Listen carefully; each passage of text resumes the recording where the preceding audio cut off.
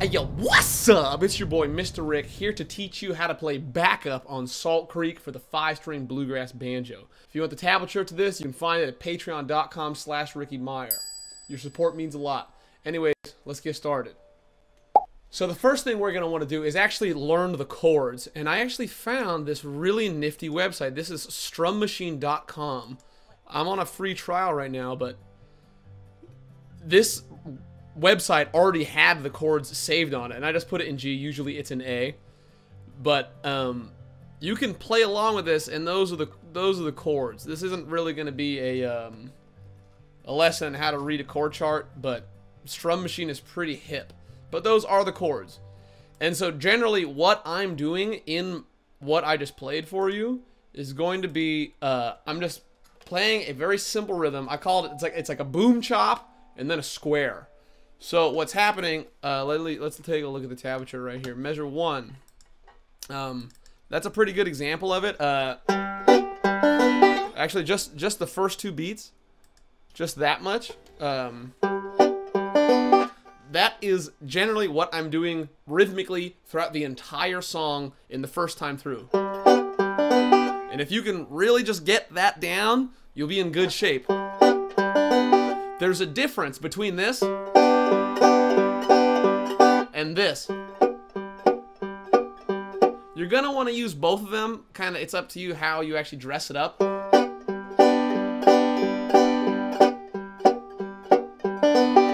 There's also a difference between this and this.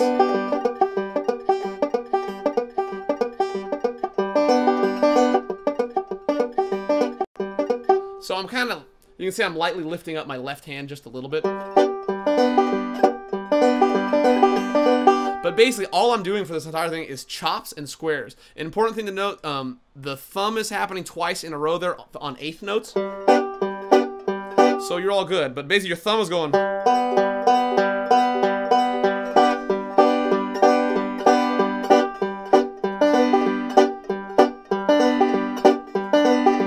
You really want to get that driving.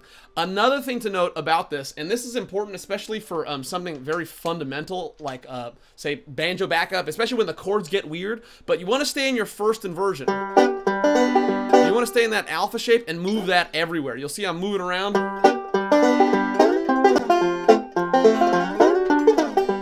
And when you keep your fingers down,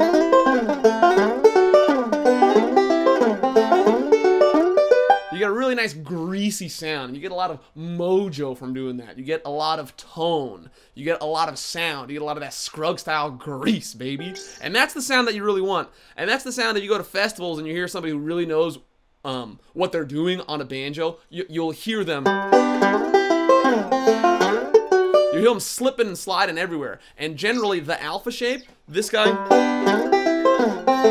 is very good for that. The beta shape, too. But I'm trying to stay away from beta shapes right now because that's going to make things more complicated. I'm trying to show you systematized, standardized banjo fundamentals, and one of the main takeaways is only play the alpha shape, only play the first inversion shape. And then we can kind of look at the chart here. Where is that? So it's like G, G, G, C, F, F, F, D, G, G, G, C, F, F, D, G. That's the first 8 bars or whatever. So anyways, that's basically the rhythmic motif that's happening there. I'm only playing first inversion chords for G, C, F, D, G, C, F, D, G. I'm slipping and sliding. I'm keeping my hands down mostly, except I'm not going.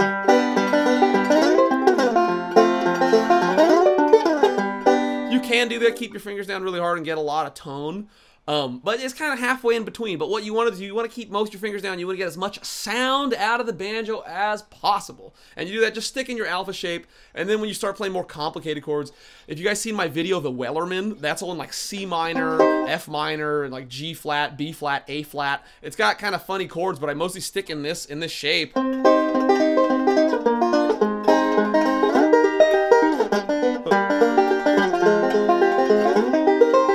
And you got to really really a lot of nifty sounds just sticking out of that alpha inversion because it's easy to play on the banjo.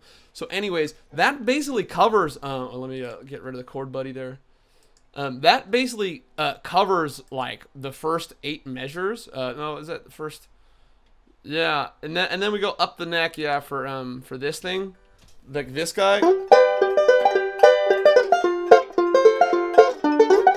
Again, I'm just playing only the alpha shapes, and I'm just going up the octave. Doing the boom chop in a square. And when I say square, I mean this right there. That's a thumb 1, thumb 2 roll. And you see, like the rhythmic thing is just repeated throughout that entire. There's like 16 bars it's repeated. So chop, boom, chop, square. That's one of the takeaways. The other takeaway is just play your alpha shapes. Okay, cool. Now let's talk about this this rolling thing. Okay, so measure 17. Okay, cool. So let me play this for you. Just what I've highlighted.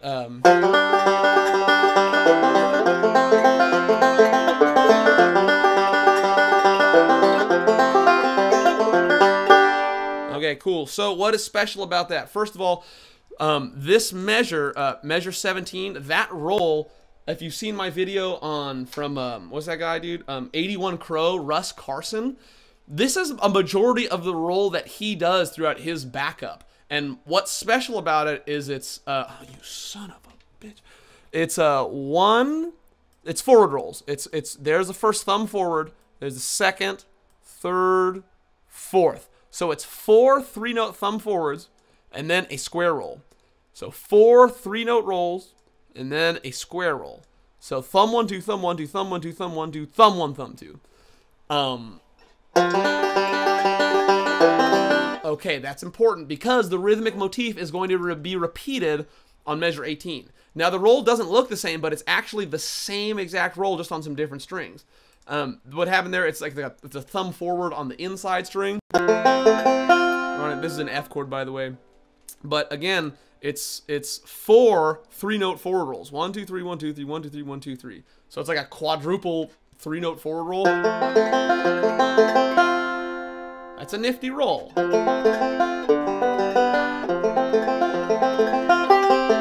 And then followed by a square roll right there. That's another thumb 1 thumb 2. That's a thumb 1 thumb 2. That right there is kind of like a D chord.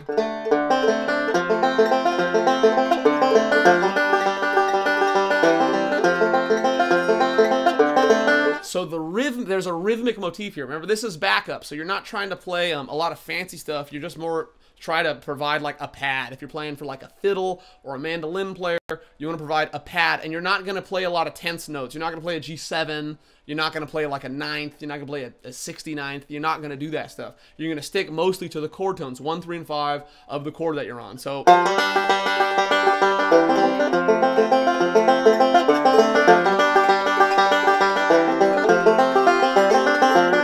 Okay, cool. So that being said, measure 20, it's like we deviate from the pattern because it's okay because we're concluding the phrase, but it's just basically a forward-backward roll in F.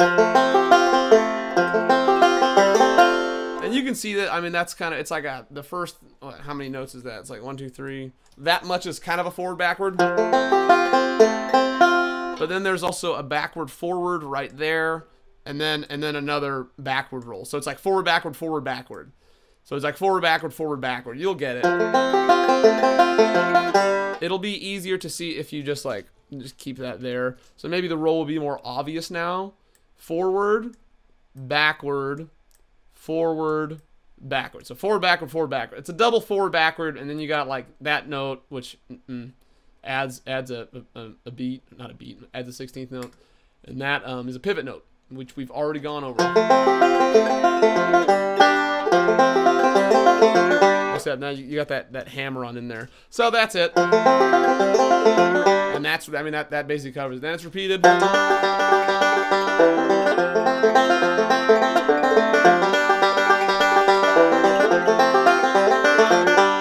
Okay, cool. Now I do something that's a little more fancy, and it's not exactly Scruggs style. This is more like my style.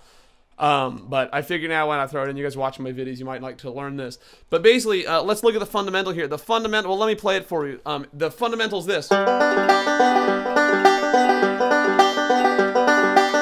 What roll is that? It's a forward-backward roll. So the first 4 notes, what I've highlighted there. Thumb forward, that guy right there, middle reverse. It is exactly a 8-note roll. And what's interesting is you got like a boo, ka, in that roll. It sounds a little wimpy because it's on a banjo, but if it was on a bass, like, it would sound really funky. But what you're basically doing there is you're kind of switching it to halftime, because now you're not going, you're basically going,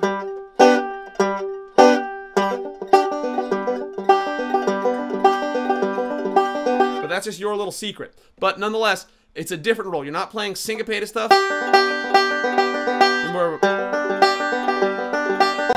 So that's the rhythmic motif for this whole section, okay?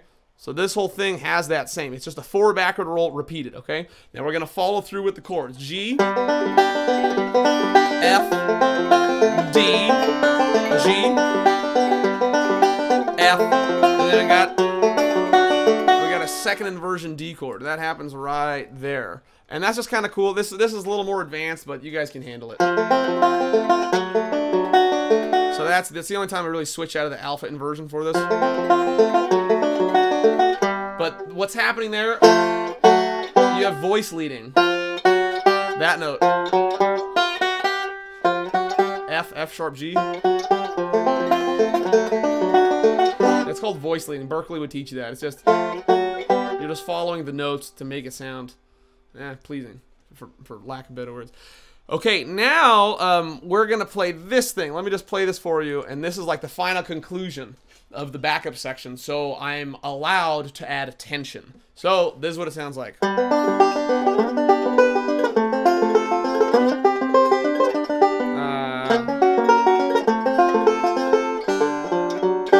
One more time.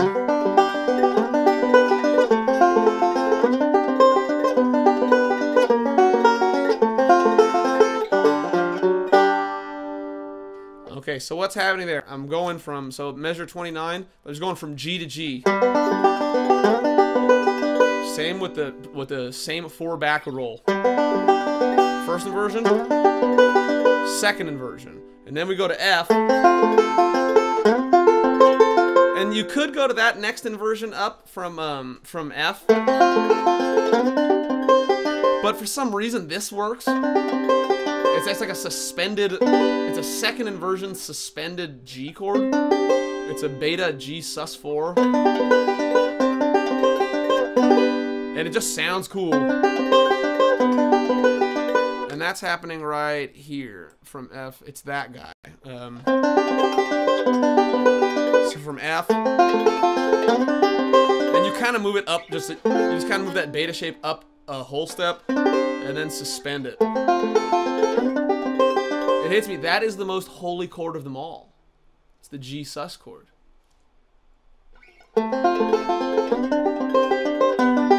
Beta G, beta G flat, beta F, and then you go into your break. So yeah, that's it. It just goes chromatically from G, G flat to F.